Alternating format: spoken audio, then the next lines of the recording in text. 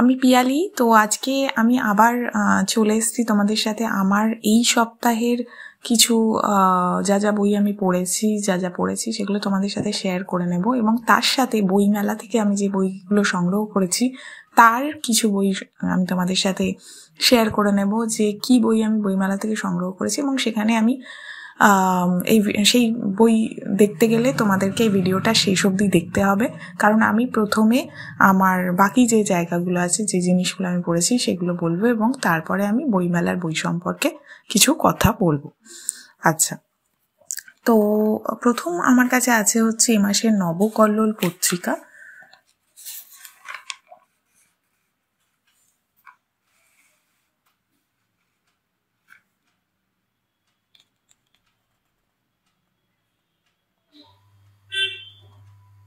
আচ্ছা, এখানে যে গল্পগুলো দিয়েছে তার মধ্যে প্রথম গল্প হচ্ছে লিপ্তসা। এই লিপ্তসা গল্পটি লিখেছেন হচ্ছে শুভ্রা রায়।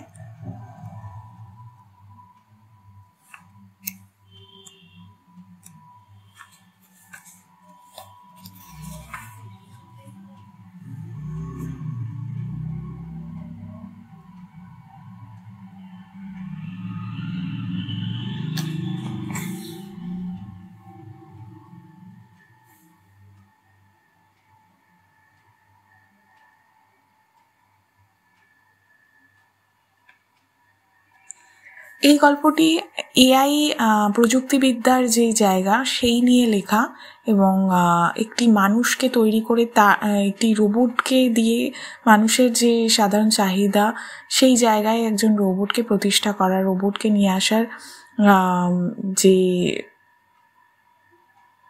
একটা ভবিষ্যৎ দৃষ্টি, সেই জায়গা নিয়ে লেখক এখানে লিখেছে যে সেটার যদি কি ফল হতে পারে, কিভাবে যদি আমরা একটা রোবোটিক প্রোগ্রামিংয়ের মধ্যে দিয়ে নিজেদের চাহিদা পূরণ করতে চাই, তাহলে সেখানে কি খারাপ এবং ভালো জায়গা আসতে পারে, সেই নিয়ে গল্পটা। তারপরের গল্পটা হচ্ছে সাপালি, তন্ময় মণ্ডলের লেখা।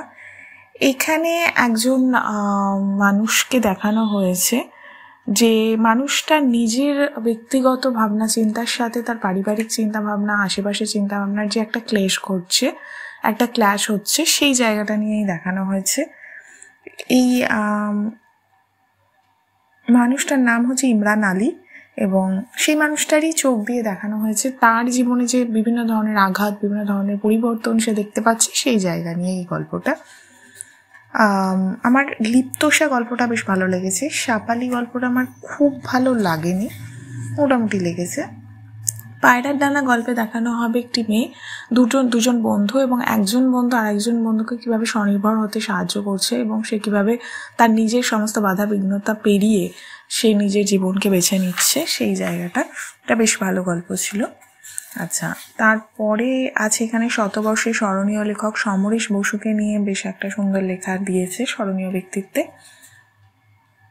তিনি কালকুট ছদ্মনামে অনেকগুলো উপন্যাস লিখেছেন, এবং অনেক ছোট গল্পের কথা লেখা আছে। তিনি তার জীবনে কোথায় থাকতেন, তার জন্ম কিভাবে হয়েছিল, তিনি কোন রাজনৈতিক চেতনার সাথে যুক্ত ছিলেন, এই সমস্ত কিছু নিয়ে এখানে লিখেছে।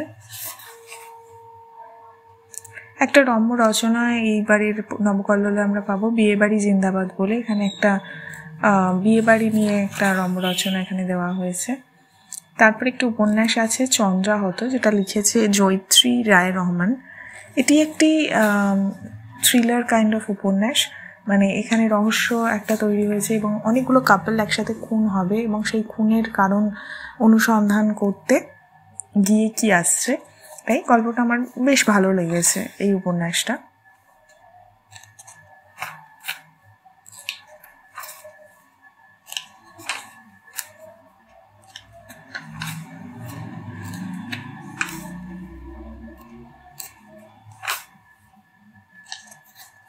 কিভাবে তাদের মধ্যে একটা যোগসূত্র খুঁজে পাওয়া যাবে, সেইটাই হচ্ছে এখানে দেখানো হয়েছে এই উপন্যাসের মধ্যে দিয়ে।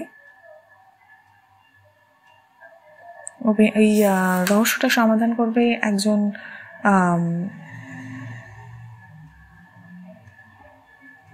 Police inspector Abhibrata.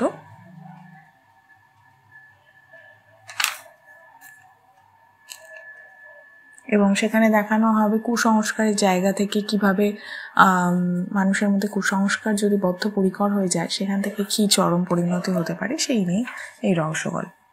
আচ্ছা, তারপরের গল্প আছে হচ্ছে এমনি করে, রীতা বসু লিখেছেন।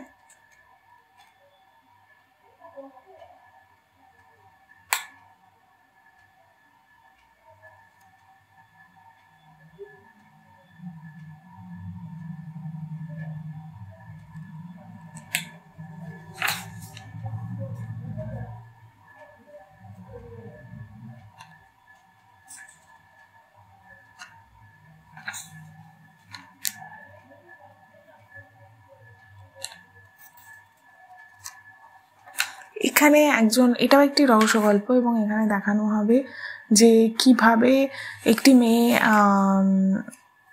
জড়িয়ে যাবে আরেকটি মেয়ের জীবনে এবং তারা কিভাবে কি নিজেদের যে ব্যক্তিগত জায়গা থেকে একজন আরেকজনের সাথে যোগাযোগ করে তার ক্ষতি করে নিজের একটা ভালো করার চেষ্টা করবে, এই ধরনের একটা গল্প।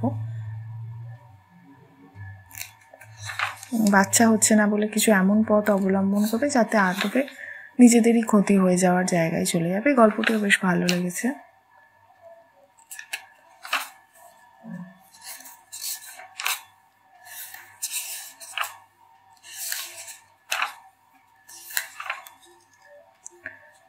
তারপরের গল্প আছে ভেন্টিলেশন ডে, প্রতাপ কোনারের লেখা। এখানে একটি সম্পর্কের জায়গা থেকে দেখানো হবে যে দুজনের মধ্যে একটা ডিফারেন্স ছিল, দুজন স্বামী স্ত্রী, হাজব্যান্ড ওয়াইফ। তারপরে সেই ডিফারেন্সের জায়গাটাকেই খুব সুন্দরভাবে দেখানো হয়েছে। গল্পটি ভীষণ সুন্দর, একটি সম্পর্ককে নিয়ে লেখা।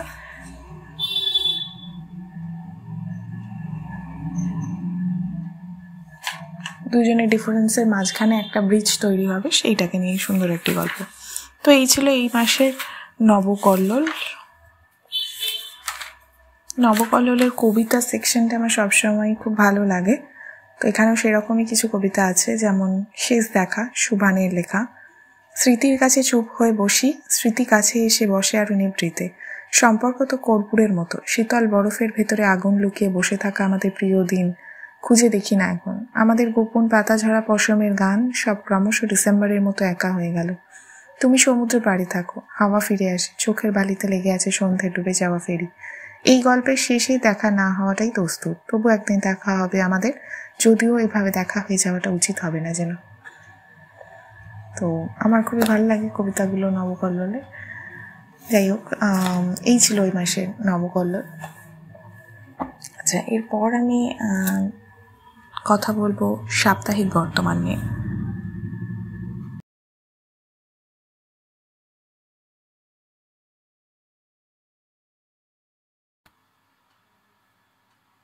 এই সপ্তাহের সাপ্তাহিক বর্তমানে শতবর্ষ পেরিয়ে সাহিত্যের 4 মহারথীকে নিয়ে লেখা হয়েছে। গোবর্ধন অধিকারী, অংশুমান চক্রবর্তী, অমর মিত্র, ঝুমা রায়চৌধুরীকে নিয়ে এখানে লেখা হয়েছে। অমৃত কথায় লেখা হয়েছে কৈকেয়ীর 3 বর। মর্তে যখন রাজা দশরথ শাসন করছেন তখন স্বর্গে ধুন্ধুমার কাণ্ড। দেবতা দানবের রাজ্য নিয়ে বিবাদ জারি। প্রথমে মৌখিক বিতণ্ডা, পরে যুদ্ধ শুরু হলো। সেই যুদ্ধে কখনো দেবতারা জেতেন, কখনো দানবেরা জয়ী হয়। এর ফলে ত্রৈলোক্য পীড়িত হলো। তখন পিতামহ ব্রহ্ম দুপক্ষকেই যুদ্ধে নিবৃত্ত হতে বললেন, কিন্তু কোনো পক্ষই ব্রহ্মার কথায় কর্ণপাত করলেন না। এর মধ্যে আবার একবার দেবতারা পরাজিত হলেন। সেই পরাজয়ের পর থেকে আর কিছুতেই বিজয় তাদের হস্তগত হলো না। এই সংকটজনক অবস্থায় দেবতারা বিষ্ণু ও শিবকে নিয়ে ব্রহ্মার কাছে উপস্থিত হলেন।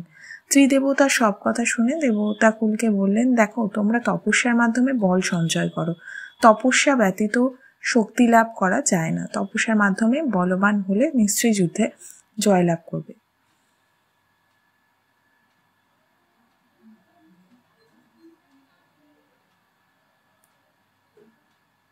কেন কৈকেয়ী দশরথ বর দিয়ে চেষ্টা করেছিল এবং বর দিয়েছিল এবং সেটা নিয়েই রামায়ণের সৃষ্টি হয়েছিল কিভাবে, সেই নিয়েই লেখাটা।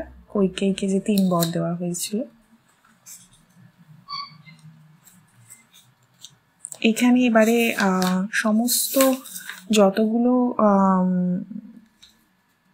সেরকম স্টল আছে, মানে প্রকাশনী আছে, তাদের কি কি বই এবারে বইমেলায় বেরোচ্ছে তাই নিয়ে খুব সুন্দরভাবে এরা প্রত্যেকটা বইয়ের কথা লিখেছে স্টল নাম্বারের সাথে সাথে। গোবর্ধন অধিকারী হচ্ছেন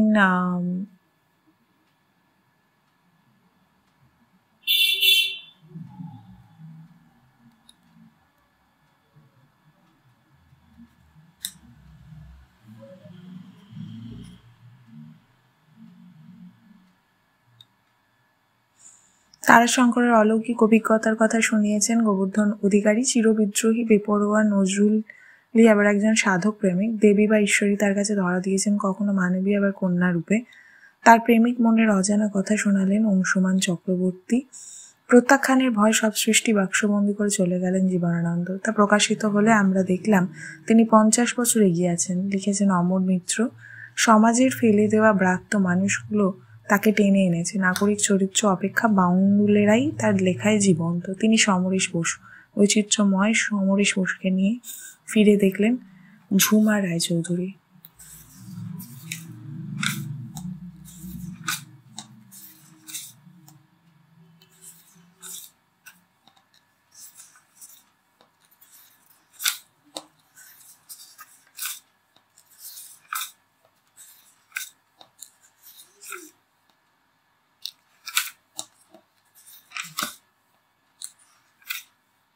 ঐতিহাসিক হত্যা রহস্য সমৃদ্ধ দত্তের লেখা এখানে একটা চলছে, যেখানে উঠে এসছে মিশরের অন্যতম কাহিনী একটা।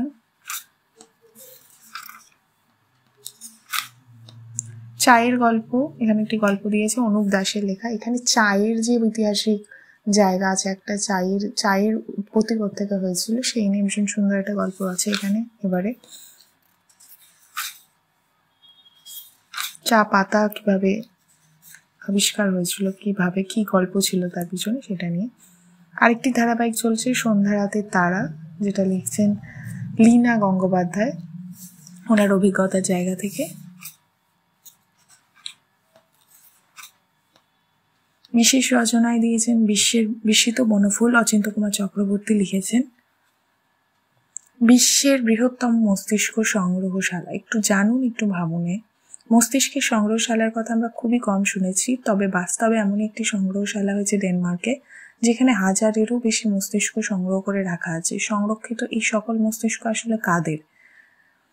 এই প্রশ্নের উত্তর খুঁজতে গেলে পিছিয়ে যেতে হবে দ্বিতীয় বিশ্বযুদ্ধের সময়। 1945 সালে দ্বিতীয় বিশ্বযুদ্ধ শেষ হয়ে ইউরোপ শান্তি ফিরে এসেছিল ঠিকই, তবে এক ধাক্কায় ইউরোপে বৃদ্ধি পেয়েছিল ট্রমা, আলজাইমার, স্কিজোফ্রেনিয়ার মতো অসুখ। এইসব অসুখের প্রকোপে যে আগে ছিল না এমনটা নয়, তবে যুদ্ধোত্তর ইউরোপ আরও বিশেষভাবে চিকিৎসকদের নজরকাড়ি বিষয়টা। ব্রিটেন, ডেনমার্ক, ফ্রান্স, বেলজিয়ামের মতো দেশ জোর দেয় মানসিক চিকিৎসার উপর। সেই সময় ডেনমার্কে গড়ে উঠেছিল রিস্ক সাইকিয়াট্রিক হাসপাতাল। এই হাসপাতালেই ফরেন্সিক পরীক্ষার সময় মৃত রোগীদের দেহ থেকে বার করে নেওয়া হতো মস্তিষ্ক, তারপর বাইরে থেকে সেলাই করে দেহ তুলে দেওয়া হতো পরিবারের হাতে।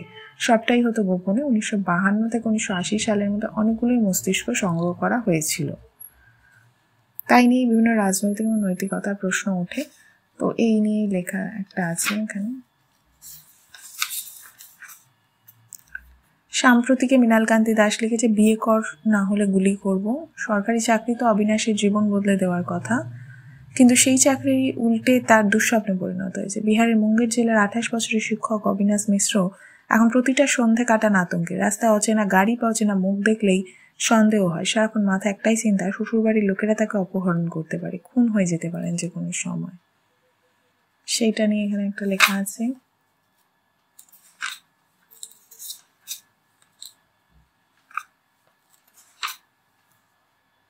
এই ছিল এই সপ্তাহের সাপ্তাহিক বর্তমান।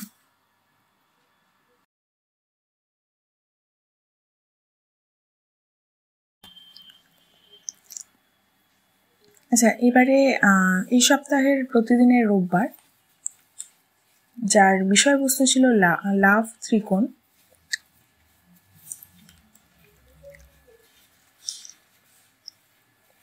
অনিন্দ্য চট্টোপাধ্যায় লিখেছেন যে চলে যাওয়ার টিকিট কাটা হয়ে গিয়েছে। আর তাছাড়া এই সম্পর্ক এমনি নামহীন, স্বীকৃতিহীন, ওই আর কি, আছে নেই নেই নেই।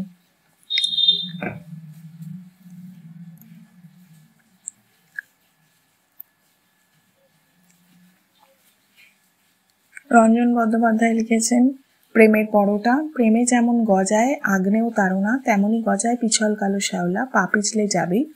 সমস্ত পরকীয়ায় এই পিছলে যাওয়ার গল্প। এর উত্তেজনা ও টান এমনই প্রবল, তার বারণ ও অপরাধ বোধে এমন অজানা এক স্বাদ যে লোভ সামলানো দেয়।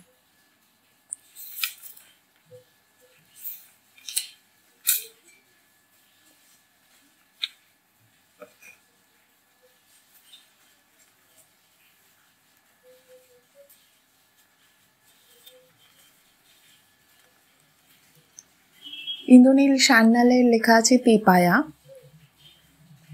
এখানে একটি গল্পের মতন করে উনি একটা এই সম্পর্কের, ত্রিকোণ সম্পর্কের জায়গা দেখিয়েছেন। সায়ন্তন ঠাকুর লিখেছেন ত্রিবিন্দু। একই সমতলে তিনটি বিন্দু একসঙ্গে থাকলে কি ক্ষতি? এত বড় জীবনে এইটুকু আঁটবে না? কত কিছুই তো এখানে থাকে, চিলেকোঠার ঘর, ছেলেবেলার ভাঙা খেলনা, কিশোর কাগজ ফুলের ঝাড়, মাধবীলতায় সুবাস, এত কিছুর ঠিক স্থান হয়, আর তিনটে বিন্দু স্থান সংকুলান হবে না? তারা কি এতই ভারী? আচ্ছা, এই প্রতিদিনেও অনেক বইয়ের খবর পাওয়া যাবে, কোন প্রকাশনী থেকে কি বই বেরোচ্ছে সেগুলো লেখা আছে। হয়েছি প্রেমে যে বন্য, অরিজিৎ চট্টোপাধ্যায় লিখেছে ভালোবাসা, যৌনতা, ত্রিকোণ প্রেম, প্রতিহিংসা পরায়ণতা মানুষের মতোই পশু সমাজে ভীষণভাবে কমন। প্রেমের ত্রিভুজে থাকা হিরো পশুটি কখনো উদাসীন্যে ভোগে, কখনো বাহুত হয়ে ভালোবাসার সঙ্গীটিকে নীরবে সমর্পণের বদলে শক্তি প্রদর্শন করে প্রতিযোগিতায় জিততে চায়। পিঠের মাঝে চোখ, ভাস্কর লেট লিখেছেন ত্রিকোণ প্রেমের এক বাহু বিষণ্ণতা আর এক বাহু রোদ্দুর, অন্য বাহু মেঘের বাড়ি। জীবন ও যৌনতার প্রতিটি স্টেশনে ধরতে ধরতে যায় ত্রিকোণ প্রেম, যদিও তার সামনে সিগন্যাল কখনো সবুজ হয় না। গোষ্ঠীর ধাঁচার মধ্যেই তো রয়েছে পুরুষালী চিন্তন। গোষ্ঠীর মেয়েদের সম্পদ ভাবা, তাদের রক্ষা করা, আর গোষ্ঠীর বাইরের মেয়েদের সম্পদ বিবেচনা করেই ছিনিয়ে আনা।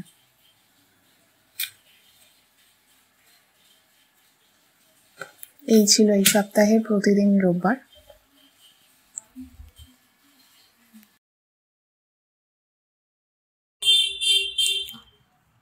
আচ্ছা, এরপর আমি কথা বলবো একটি গল্প নিয়ে, সেটা হচ্ছে ভালো মানুষ, সুকান্ত গঙ্গোপাধ্যায়ের লেখা, যেটা জাস্ট রিলিজ করেছে, প্রকাশিত হয়েছে আনন্দ থেকে।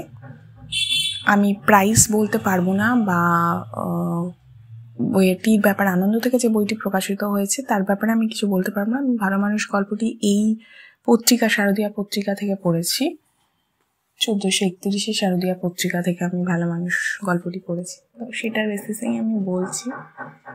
ভালো মানুষ গল্পটিতে সুকান্ত গঙ্গোপাধ্যায় একটি পারিবারিক জায়গা থেকে সম্পর্ককে দেখিয়েছেন।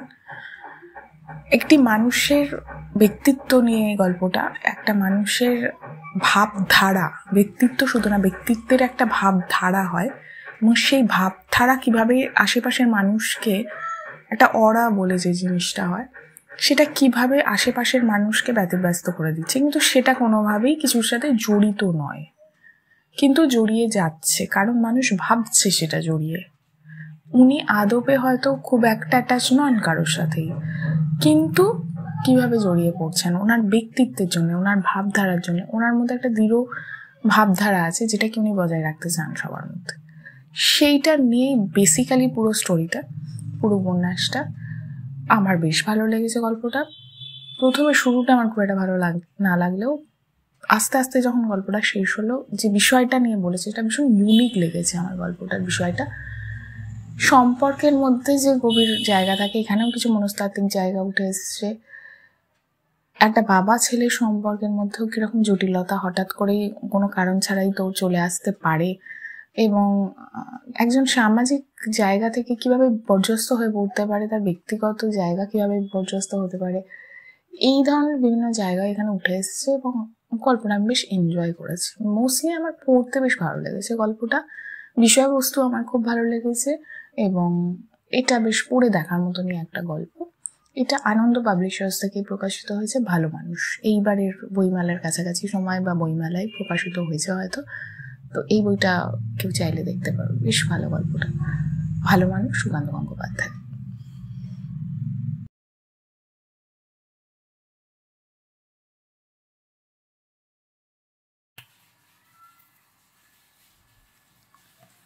আচ্ছা, এরপরে আমি যে বইটা দেখাবো সেটা হচ্ছে কসমোজাহি, অভিযান থেকে প্রকাশিত মোহাম্মদ নাজিম উদ্দিনের আরেকটি সাসপেন্স ধর্মী থ্রিলার ধর্মী লেখা।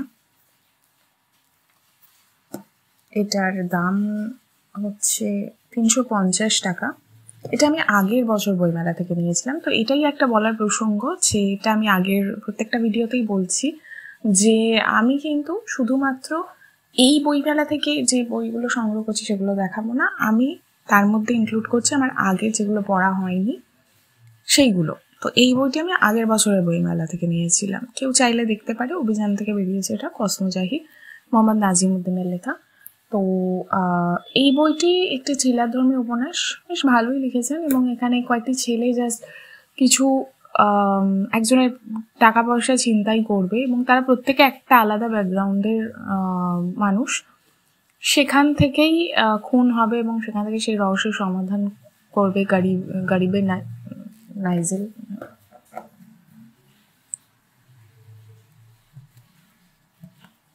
গরিবে নেওয়াজ মোস্ট প্রবাবলি পুলিশ অফিসারটির নাম। তো যাই হোক, তো সেই এটা ধরেই এটা লেখা। ওনার আমরা সবাই জানি যে মোহাম্মদ নাজিম উদ্দিন রবীন্দ্রনাথ এখানে কখনো খেতে আসেনি খুবই পপুলার একটি গল্পের সিরিজ ছিল। তো সেই রকমই ওনার পেন্ডুলাম গল্পটি আমি পড়েছি। তো এই গল্পটিও আমি পড়লাম। এই গল্পটি ভীষণ ভালো লাগেনি আমার, তবে হ্যাঁ একটি থ্রিলার ধর্মী উপন্যাস হিসেবে বেশ মোটামুটি লেগেছে। এখানে 5 জন ছেলের মধ্যে একজন লিডার থাকবে এবং সে সমস্ত কিছু প্ল্যান বলবে, এবার তারপরে কে কিভাবে কোন পজিশনে থেকে সেই চিন্তাটা করবেন। সেখান থেকে তারা যাবে কক্সবাজারের সমুদ্র সৈকতে ঘুরতে এবং তারপর সেখান থেকে কি হবে, সেখানে কি ফেস করবে এবং কি হবে সেই জায়গা থেকে তাদের মধ্যে আরো অন্যান্য নিজেদের মধ্যে যে ঝামেলাগুলো উঠে আসবে সেগুলো জন্য পরিণতিটা কি হবে, এবং সেই জায়গা থেকেই গল্পটি লেখা। এবং পড়তে গিয়ে আমার খারাপ লাগেনি, খুব তাড়াতাড়ি শেষ করে ফেলার মতনই একটা গল্প। কিন্তু আগের যে গল্পগুলো ছিল তার মতন বা রবীন্দ্রনাথ এখানে কখনো খেতে আসেনির মতো অতটা ভালো আমার লাগে। আচ্ছা, এইবারের বইমেলার বইতে আসি এবার আমি, যেটার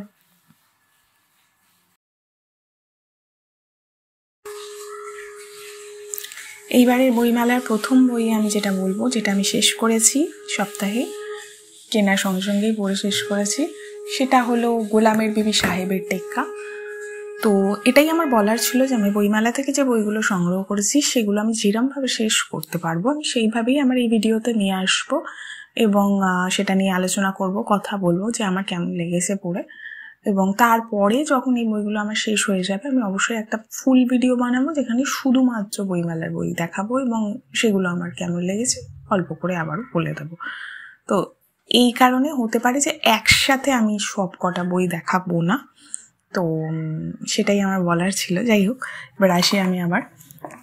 এই বইটির নাম হচ্ছে গোলামের বেবি সাহেবের টেক্কা, অভিক মুখোপাধ্যায় লেখা, রাজনীতির অরাজনৈতিক আখ্যান। এখানে জয়প্রকাশ নারায়ণ থেকে শুরু করে ইন্দিরা গান্ধী, মেনকা গান্ধী, তাদের সম্পর্ক, তাদের কোথায় রাজনৈতিক জায়গার মধ্যে তাদের ব্যক্তিগত জীবন ঢুকে এসেছিল, কামরাজ এবং ময়ূর বিহার থেকে জেল তিহার, এই যে 4টে অধ্যায়ের মধ্যে এখানে একটা রাজনৈতিক জার্নি দেখানো হয়েছে পুরো স্বাধীনতার সময় থেকে শুরু করে একদম শেষে যখন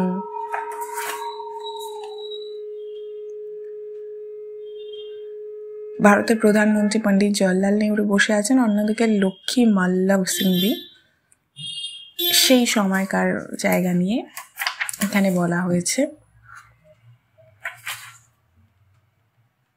আন্না হাজারির যে সময়টা, সেই সমস্ত কিছু নিয়ে এই পুরো জার্নিটা দেখানো হয়েছে। একটা কথা বলার, যে অভিক মুখোপাধ্যায় যেভাবে রাজনৈতিক জায়গাগুলোকে তুলে ধরে, আমার সেই লেখার ধরন, বোঝার ধরন, উপলব্ধি করার ধরনটা অসাধারণ লেগেছে।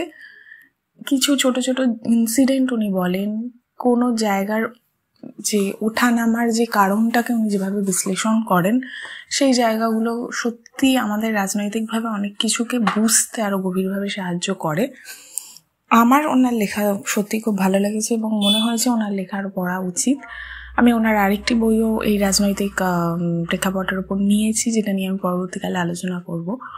তো আমার ওনার রাজনৈতিক লেখা যথেষ্ট ভালো লেগেছে। এবার এই বইটা নিয়ে খুব বিশদে আমি আলোচনা করতে পারবো না, এই কারণে কারণ এটা প্রবন্ধ নন ফিকশন টাইপের বই, যেখানে বিভিন্ন সময় উঠে এসেছে, বিভিন্ন মানুষ উঠে এসছে, ভগৎ সিং উঠে এসছে, বটুকেশ্বর দত্ত উঠে এসছে, বিভিন্ন জায়গা উঠে এসছে, কীভাবে আন্দোলন হয়েছে সেগুলো উঠে এসছে, কীভাবে এক একজন যে বিভিন্ন সময়কার নেতা বা বিভিন্ন সময়কার রাজনৈতিক ব্যক্তিত্ব কোন কোন জায়গার মধ্যে দিয়ে গেছে এবং কীভাবে আমাদের ভারতবর্ষের রাজনীতির মধ্যে একটা সবসময়ই আমরা পরিবর্তন দেখেছি, একটা আবার কোথাও কোথাও পরিবর্তনের অনীহা দেখেছি। এই জায়গাগুলোকে নিয়ে উনি সুন্দরভাবে বিশ্লেষণ করে লিখেছেন। ভীষণ সুন্দর লেগেছে আমার লেখাটা। সমাজবাদের যে খারাপ জায়গা ভালো জায়গা সমস্ত কিছু নিয়ে উনি ভালো মতন একটা বিশ্লেষণ করেছেন। তো এই ছিল অভিক মুখোপাধ্যায়ের লেখা গোলামের বিবি সাহেবের টেক্কা। এটা আমি কিনেছি বেঙ্গল ট্রয়কা পাবলিকেশন থেকে।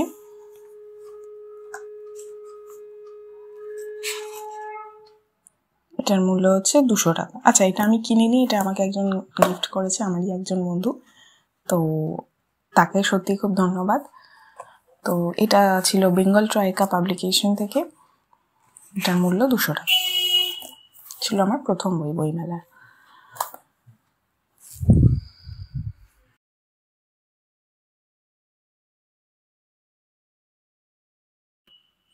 আমার দ্বিতীয় বই, এটাও আমার গিফট পাওয়া, সে এখানে নেই, সাদাত হোসেনের, বাট গিফট পাওয়া হলেও এটা এইবারের বইমেলা থেকেই আমাকে গিফট দেওয়া হয়েছে, আমারই একজন বন্ধু দিয়েছে। তো সে এখানে নেই, সাদাত হোসেনের লেখা। এটা নয়া উদ্যোগ থেকে মনে হয় কেনা হয়েছে, নয়া উদ্যোগ থেকে বইটি কেনা হয়েছে এবং বইটির দাম নিয়েছে 300 টাকা। সাদাত হোসেনের লেখা আমার কাছে অন্দরমহল বইটি আছে, কিন্তু আমার এখনো পড়া হয়ে ওঠেনি, ওটা যথেষ্ট মোটা বই। তো আমি একটা কোনো একটু পাতলা বই থেকে শুরু করতে চাইছিলাম, তো সেই জন্য আমি এই বইটা এরকম কিছু একটা বই খুঁজছিলাম। তো এই বইটা পেয়ে আমার সত্যি খুব ভালো লাগছে, কারণ এটা বেশ ছোট ছিল এবং আমি খুব তাড়াতাড়ি শেষ করতে পেরেছি। তো এই বইটার গল্পটাও বেশ ইন্টারেস্টিং ছিল। যাই হোক, ওনার লেখা পড়তে গিয়ে আমার প্রথমে যেটা মনে হলো, উনি লেখেন খুব সুন্দর, মানে লেখার ধরন নিয়ে আমার কিছু বলার নেই, উনি সত্যি খুব উত্তেজনা হোক বা ইন্টারেস্ট হোক সেটাকে ধরে রাখতে পারেন, খুব ফাস্ট পেস লেখেন। বাট ওনার গল্পের যে মশলা বা গল্পের যে কন্টেন্ট, সেটা আমার খুব বিশেষ কিছু লাগেনি বইটা পড়ার শেষে। কনক্লুশনে গিয়ে আমার খুব বিশেষ কিছু এখানে লাগেনি। তবে হ্যাঁ, বইটির বিশেষত্বের জায়গা থেকে আমি বলতে পারি যে ওনার লেখার ধরন অসাধারণ, গল্পটা বলার জায়গাটা খুব অসাধারণ, গল্পটাও হয়তো অসাধারণই, কারণ কন্টেন্টের জায়গা আমার খুব একটা ভালো লাগেনি, গল্পটার মেইন জায়গাটা আমার খুব একটা ভালো না লাগলেও চরিত্রায়নগুলো খুব সুন্দর করেছেন, কীভাবে ঘটনাগুলো ঘটছে উনি দেখিয়েছেন সুন্দরভাবে, একটা যে ইন্টারেস্ট ধরে রাখার জায়গাটা ওনার ভালো ছিল, এবং যে বিভিন্ন মানসিক জায়গা, সাইকোলজিক্যাল যে একটা মানে একটা গল্প, তো আমরা সবসময় দেখি একটা ভীষণ ক্লিন গল্প, ভীষণ সুন্দর এন্ডিং, ভীষণ সুন্দর একটা স্টার্টিং, তবেই একটা ভালো বই, ভালো গল্প। কিন্তু ওনার ক্ষেত্রে আমি বলবো না যে উনি এখানে কোনো খারাপ বলার জায়গা নেই, একটু মনে হবে এটা একটু চিত্রনাট্যের মতো বা এটা দিয়ে সিনেমা হলে ভালো হতো।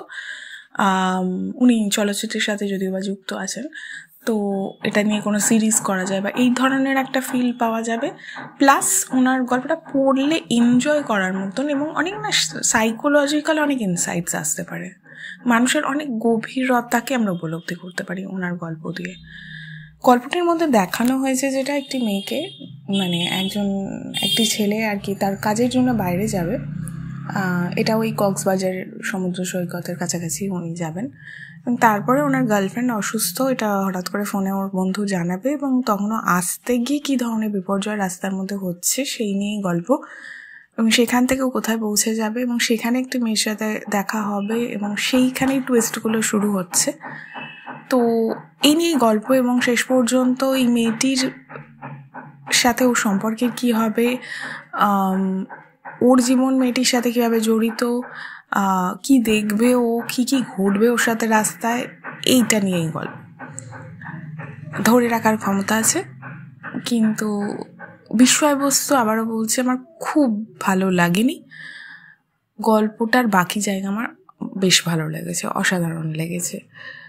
বাকি জায়গা বলতে যেভাবে গল্পটা বলা হয়েছে, ধরে রেখেছে, যে একটা ইন্টারেস্টিং ব্যাপার ছিল, কিছু মনস্তাত্ত্বিক জায়গা এখান থেকে উঠে আসে, গভীরভাবে ভাবতে গেলে অনেক কিছু পাওয়া যায়, ইনসাইটফুল ছিল বেশ, এই ঠিক আছে। তো যেভাবে নেবে গল্পটা, তো এই ছিল সাদাত হোসেনের সে এখানে নেই। তো এই দুটো বই আমি দেখালাম, আপাতত এই দুটো বই আমি শেষ করতে পেরেছি বইমেলা থেকে পাওয়া। তো এর পরবর্তীকালে আমি খুব শিগগিরই আরও বই নিয়ে তোমাদের সাথে কথা বলবো। ততদিন অবধি সবাই ভালো থাকবে।